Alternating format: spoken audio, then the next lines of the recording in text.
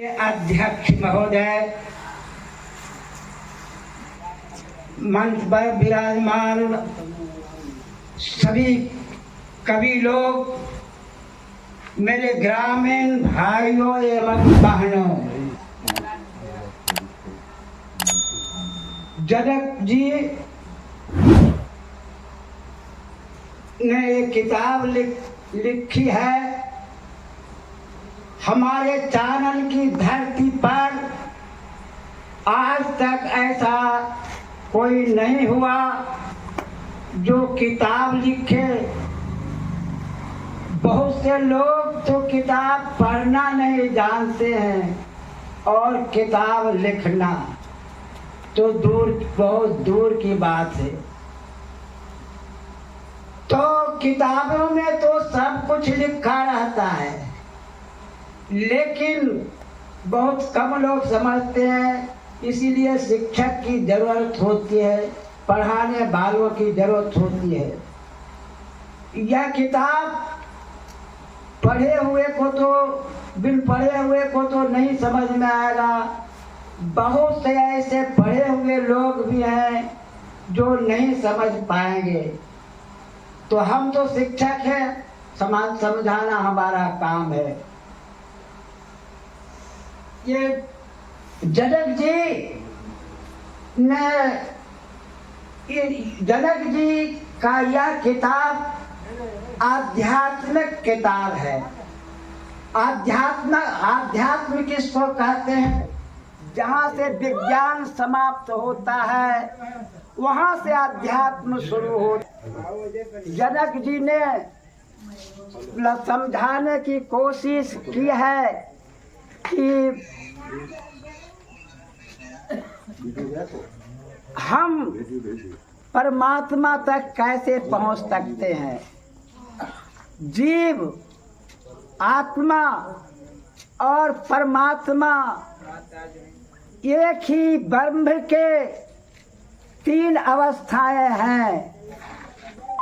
जैसे जल की तीन अवस्थाएं होती है, ठोस, तरल और गैस, उसी तरह से जीव की भी तीन अवस्थाएं होती है। जीव, आत्मा और परमात्मा। जब तक हम इन तीनों अवस्थाओं को नहीं समझ लेंगे तब तक हमें भगवान की प्राप्ति नहीं हो सकती है, ईश्वर की प्राप्ति नहीं हो सकती है। 5 शब्द हैं: परमात्मा, भगवान, ईश्वर, गॉड और खुदा। ये सब एक ही हैं। परमात्मा तो इन्होंने भक्ति योग पर लिखा है। योग इन्होंने लिखा है कि हम किस तरह से, इन्होंने लिखा है कि हम किस तरह से ध्यान योग करके परमात्मा की प्राप्ति कर सकते हैं। इन्होंने लिखा है कि ध्यान योग के द्वारा हम परमात्मा की प्राप्ति कर सकते हैं। योग साधारण गणितीय भागगणित में तो जो होता है 2 बराबर 4, 3 जोड़ 5 बराबर 8। ये गणितीय योग है। आध्यात्मिक योग में 1 जोड़ 1 बराबर 1 होता है। 1 जोड़ 1 बराबर 2 नहीं। आत्मा जोड़ परमात्मा बराबर आत्मा। योग का मतलब होता है जुड़ना, जोड़ना, मिलना, मिलाना।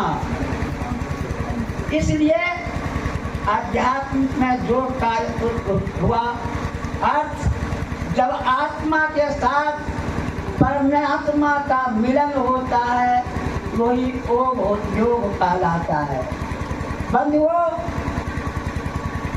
योग से परमात्मा जैसे समुद्र है,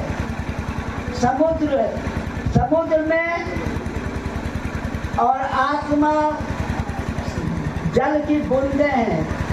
जैसे समुद्र में बूंदें मिल जाती हैं उसी तरह से आत्मा भी परमात्मा में मिल जाता है। लेकिन जब आत्मा और परमात्मा और आत्मा और परमात्मा में कोई भेद नहीं है। जैसे जो समुद्र में जल है वही घड़ा में भी जल है, घड़ा में जल जो है वही समुद्र में भी जल है। लेकिन आत्मा और परमात्मा का मिलन ऐसे नहीं होता है। कर्म फल के अनुसार कर्म का फल भोगना पड़ता है। इसलिए जनक जी ने बतलाया है कि कर्मों का फल भोगना पड़ता है और यदि कर्म का फल मिल जाता है तो मिलन हो जाता है। इसने इन्होंने बतलाया है, बहुत सारी बातें बतलाएं कि लेकिन दो चार बिंदुओं पर हम प्रकाश डालेंगे।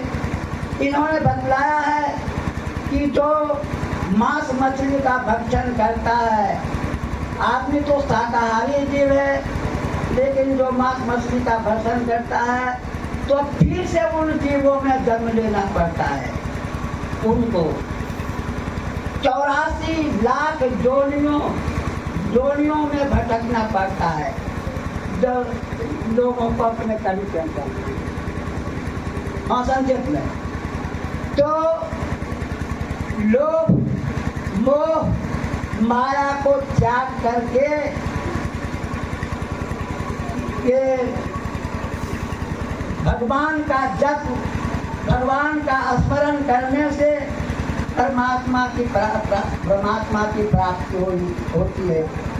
जितने भी संत महात्मा हुए हैं, चाहे शिव हों, राम, कृष्ण, ईसा मसीह, मोहम्मद पैगंबर पहले जोगी थे और योग करने के बाद ही इन्होंने ईश्वर की प्राप्ति की। बिना योग के ईश्वर की प्राप्ति नहीं हो सकती। तो नंदकिशोर जी ने बतलाया है कि ध्यान योग के द्वारा आप गुरु दीक्षा लीजिए और गुरु के बताए हुए रास्ते पर चल करके आप ध्यान कीजिए, तो इस तभी आपको ईश्वर की प्राप्ति हो सकती है। और दूसरा कोई उपाय नहीं। इन्होंने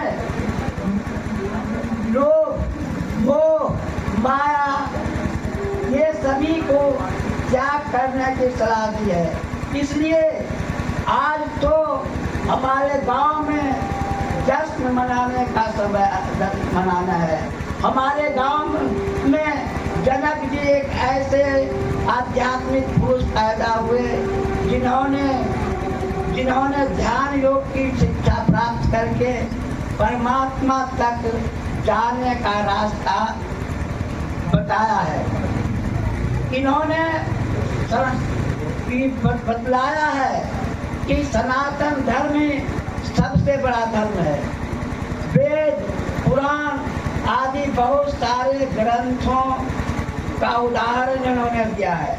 इन्होंने बतलाया है कि इस किताब में इन्होंने बतलाया है कि भगवान मंदिर मस्जिद गिरजाघर में नहीं होते। भगवान मनुष्य हमारे हृदय में वास करते हैं। आप गुरु का से शिक्षा लेकर के आप ध्यान कीजिए। इससे आपको भगवान का दर्शन होगा। हाँ, इसीलिए समय बहुत कम है, बहुत सारी बातों का इन्होंने जिक्र किया है। आप लोग अध्ययन कीजिएगा। इन्हीं शब्दों के साथ मैं अपनी वाणी को विराम